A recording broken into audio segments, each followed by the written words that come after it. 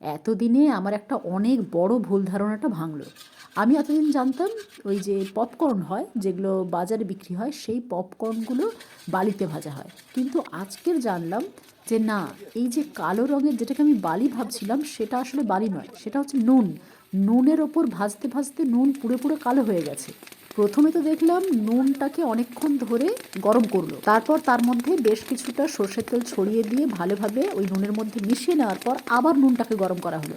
তারপর অল্প অল্প পরিমাণে যে ওই ভুট্টার দানাগুলোকে বাড়িতে ভালোভাবে ধুয়ে রোদে শুকিয়ে প্যাকেটে করে আনা হয়েছিল, সেখান থেকে অল্প অল্প পরিমাণে নিয়ে ওই গরম নুনের মধ্যে দিয়ে দেওয়া হলো। তারপর সমানে নাড়তে থাকো, আর যাতে ওই ফটফট করে ফাটার সময় তো সব ঠিকরে এদিক ওদিক ছড়িয়ে পড়ে, সেইটা আটকানোর জন্যই ওই নেটের ওই ঝাড়িটাকে ওর ওপরে ঢাকা দিয়ে রাখা হয়েছিল। তাই ভাবি, বাড়িতে ভাজলে দোকানের মতো কেন হয় না?